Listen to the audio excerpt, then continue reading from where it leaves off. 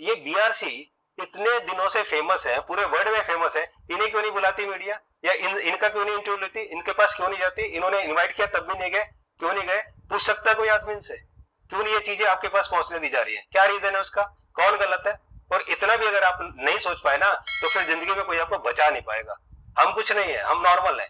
जब आप ही मरने को तैयार है तो जिंदगी में कोई आके आपको नहीं बचा पाएगा। दोस्तों, अब मैं आपको बता रहा हूं कि ये कोरोना का वायरस कहां से एंटर करता है तो इतना खतरनाक होता है।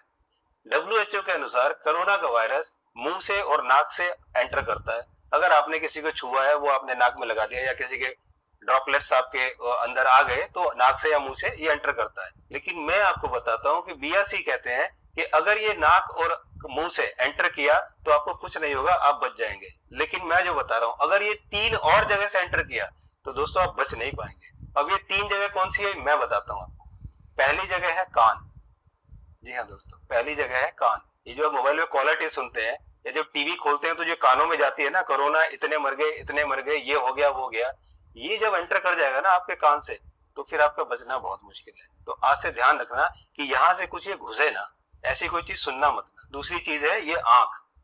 इस आंख से भी अगर घुसा ना वो, तो फिर भी आप बच नहीं पाओगे। जो ये अखबार पढ़ते हो, जो ये टीवी देखते हो, और वहां से जो सुनते हो, जब जब वहां से सुनते हो और देखते हो, जब ये घुसता है ना, तो फिर आप बच नहीं पाओगे। तो यहाँ से भी बच के रहना। और तीसरा जो सबसे खतरनाक है, वो है दिमाग।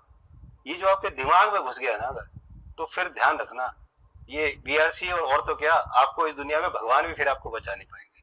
तो इन 3 चीजों का विशेष ध्यान रखना। अब ये दिमाग कैसे खतरनाक है, इसका एग्जाम्पल मैं और दे देता हूँ। डब्ल्यूएचओ ने शुरू में जब वायरस आया तो बोला कि अगर किसी के बदन में दर्द हो तो समझ जाना उसे कोरोना हो रहा है। तो लोगों के फोन आने हमारे पास शुरू हो गए, सर मेरे बदन में दर्द हो रहा है, सर मेरे बदन में दर्द हो रहा है। उसके बाद कुछ दिन बाद डब्ल्यूएचओ ने बोला अगर किसी के आंख में जलन हो रही है और किसी को ईचिंग हो रही है तो समझो कोरोना वायरस के लक्षण है। वो लोगों के फिर फोन आने लगे, सर हमारी आंख में जलन हो रही है, सर हमारी खुजली हो रही है, हमें ईचिंग हो रही है।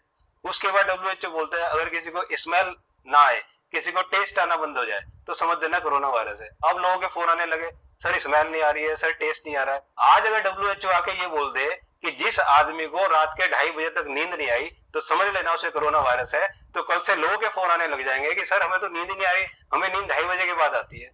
ये हाल है दिमाग का। इसलिए आप इसको दिमाग से घुसने मत देना, वरना नो गारंटी कोई आपको बचा नहीं पाएगा। दोस्तों, इसलिए मेरी आपसे रिक्वेस्ट है कि बिल्कुल डरना नहीं। अगर डरोगे तो फिर इससे बच नहीं पाओगे। और आप इस चीज से मत डरो कि आपको कोरोना हो जाएगा, आप इस चीज से मत डरो। आप ये सोचो अगर आपको हो गया तो आप ठीक हो जाओगे, इतना कॉन्फिडेंस लेवल तो ले आओ। ये बीआरसी वहां जाते हैं जहां पर कोरोना के इतने सारे पेशेंट हैं और बिना मास्क लगाए जाते हैं और बिना किसी प्रिकॉशन के जाते हैं। इसका मतलब मैं ये नहीं कह रहा कि आप प्रिकॉशन ना लो या नहीं लो, लेकिन वो गारंटी देते हैं इस वर्ल्ड में कम से कम एक आदमी तो ऐसा है, ये हमारा शेर, जो ये कहता है कि मुझे ले चलो कोरोना वालों के बीच में, मुझे करवा दो, अगर हो जाए तो। अगर हो जाए तो सच है, मान लेगा। लेकिन किसी की हिम्मत नहीं हुई जो ये चैलेंज उनका एक्सेप्ट कर ले। सुनिए जरा उनको। मर तो पूरे रहे हैं, जो हॉस्पिटल जा रहे हैं मारे जा रहे हैं।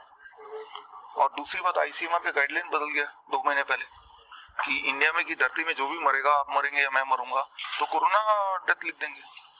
वो गाइडलाइन लाया हूँ मैं अपने पास, डराने के नए तरीके। लेकिन असलियत तो ये है कि जो लोग मर रहे हैं वो लोग हैं जो किसी और वजह से मर रहे हैं, उनको कोरोना डेथ लिख दिया जा रहा है। और इसका सबूत आईसीएमआर का नया गाइडलाइन, वो गाइडलाइन में लाया हूँ, इस बुक में डाला है। हमने कितनी बार बोला, हमारे कितने जो नाइस एक्सपर्ट्स हैं जिन्होंने मिलकर 5,000 लोगों को ठीक किया, हम तो आईसीयू में जाते हैं, ऐसे ही जाते हैं जैसे अभी बैठे क्वारंटाइन सेंटर में अपने बच्चों को लेके जाते हैं, हमें तो नहीं हुआ। दोस्तों, आप लोग इस चैनल से जुड़े रहिए।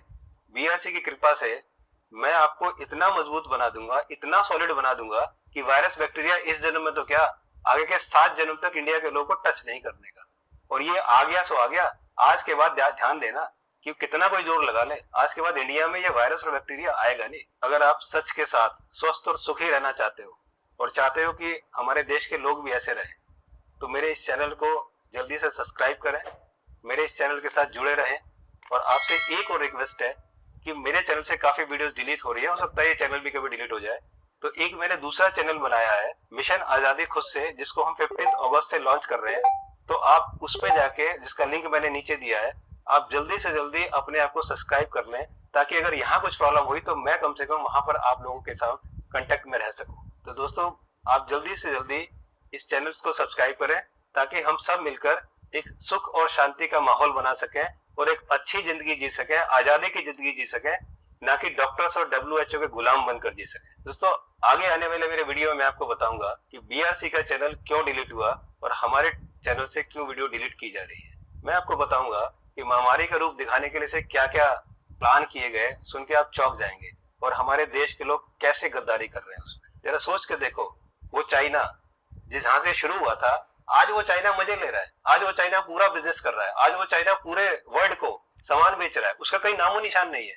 कोई मीडिया यही बात नहीं कर रहा है कि चाइना कैसे ठीक हो गया, अब उसे भूल गए। अब वो US, इटली, इंडिया, जहां जहां लोग मर रहे हैं ज्यादा, जहां जहां लोग प्रॉब्लम में है, वहां वहां के न्यूज आपको दिखाएंगे। आपके अंदर जितने भी सवाल है ना दोस्तों, आपके हर सवाल का जवाब मेरे पास है।